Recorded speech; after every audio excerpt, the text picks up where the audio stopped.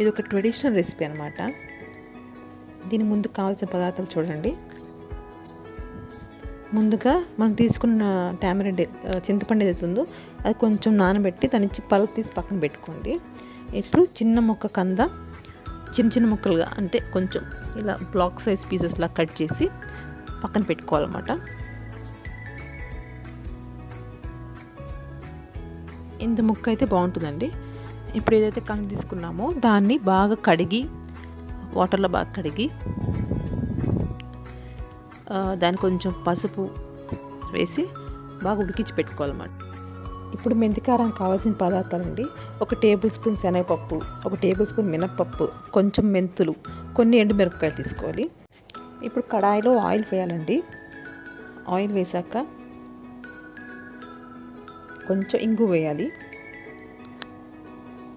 ఇప్పుడు మనం ఏదైతే తీసుకున్నామో మెంతికారం సరిపడే ఇంగ్రీడియంట్స్ అన్నీ వేసి ఇది దూరగా వేయించుకోవాలండి. అంటే దాని నుంచి కొంచెం మంచి స్మెల్ వస్తుంది, అంతగా వేయించుకోవాలి.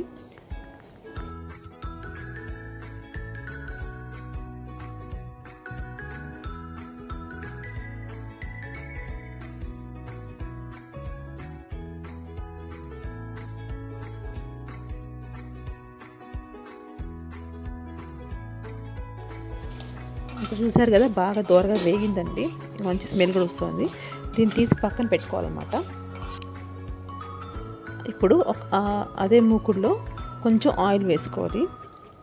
ఇది మనం ఉడికించి పెట్టుకున్న కంద ముక్కలండి. ఇప్పుడు ఆ కంద ముక్కలు కూడా వేపుకోవాలండి. అంటే అది కొంచెం గోల్డెన్ బ్రౌన్ అయ్యేలాగా వేపుకోవాలన్నమాట. సో ఇది వేగుతుండగా ఇప్పుడు మనం మిక్సీ జార్లో ఏదైతే మెంతి కారానికి సరిపడా ఇంగ్రీడియంట్స్ వేయించి పెట్టుకున్నామో దాన్ని మిక్సీ పట్టుకోవాలన్నమాట. మినపప్పు, శనగపప్పు, ఎండుమిరపకాయలు, అలాగే మెంతులు ఇవన్నీ వేసి మనం బరకగా, అంటే మరీ ఫైన్గా అవుతుందండి, కొంచెం బరకగా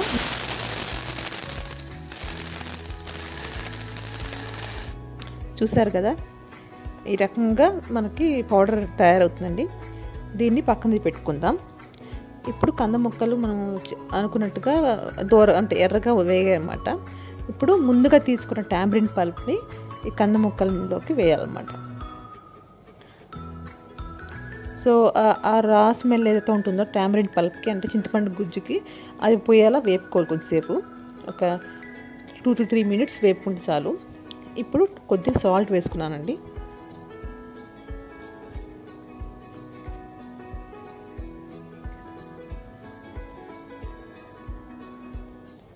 నేను ఇక్కడ కంద ముక్కల్ని కొంచెం మ్యాష్ చేస్తున్నానండి. మీకు ఇలాగే అంటే ముక్కలుగా తెలిసేలా పెట్టుకోవాలన్నా కూడా కూరను అలా ఉంచుకోవచ్చు.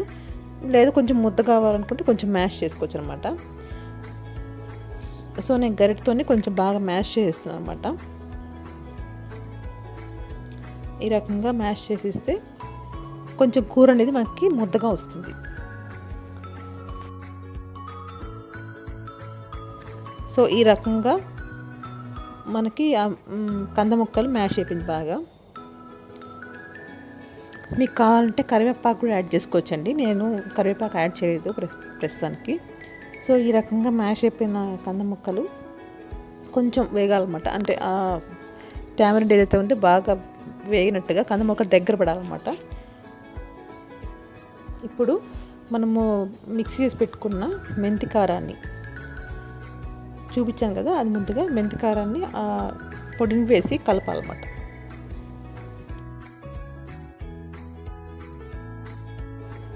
ఇది ఒక ట్రెడిషనల్ వంట అని చెప్పచ్చండి.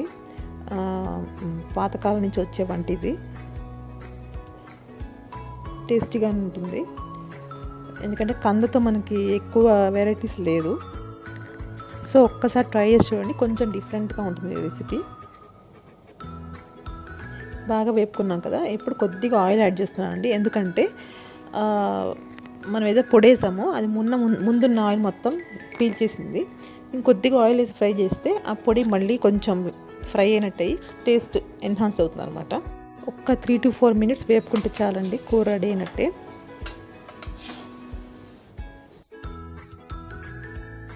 మన కంద మెంతి కారం కూర రెడీ అయిందండి. చాలా బాగుంటుంది. ఒకసారి మీరు ట్రై చేసి టేస్ట్ చూడండి. ఒక డిఫరెంట్ రెసిపీ అని చెప్పొచ్చండి. కందలో కూడా చాలా పోషక విలువలు ఉన్నాయండి. అవేంటో వాటి వల్ల యూజెస్ ఏంటో బెనిఫిట్స్ ఒకసారి చూడండి.